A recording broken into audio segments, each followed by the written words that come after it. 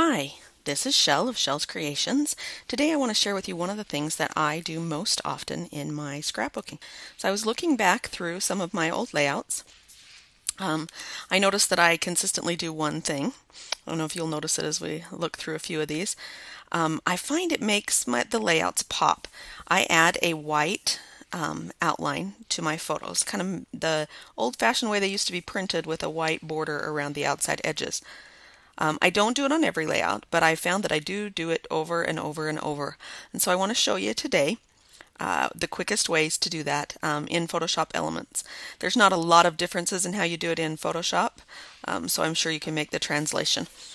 Okay, the first thing I want to show you is the differences between the options.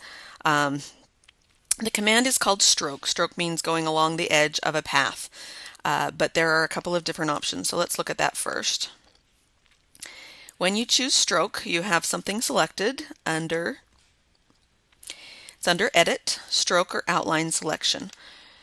When you click on that, a dialog box comes up. The first one is the width of how thick you want it. That number varies a lot depending. If I have a large photo, then I'll go with a bigger number, and I try to use the same number on all of the photos on the page so that the big photo doesn't have a thicker line than the smaller photos, but that's completely a personal preference. The second one is the color, and it will automatically choose your foreground color, but you can change it to whatever color you want.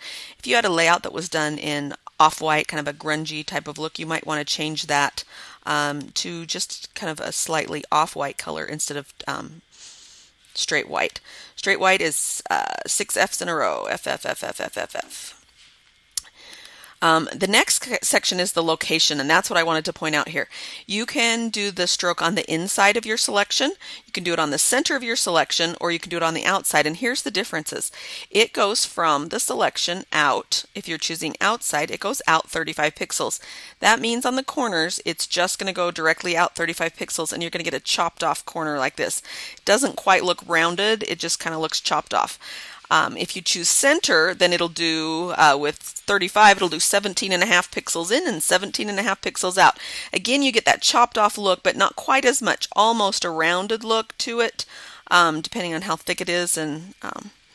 But inside you will get that sharp edged look. I 90+% of the time choose that sharp edged look because I really like how that looks. Okay, so let me show you how we do it. Here I have a layout in progress. I have a photo. Now in Photoshop Elements, once you do this, you cannot, and do a bunch of other things, the only way you could make it go away would be to go back and undo all of the other things you've done, or bring the photo in and start again. So I wait to do that until I'm sure I have my photos where I want them and that they are the size I want them, that everything's set. In Photoshop, you can do that stroke, but you can put it on a separate layer.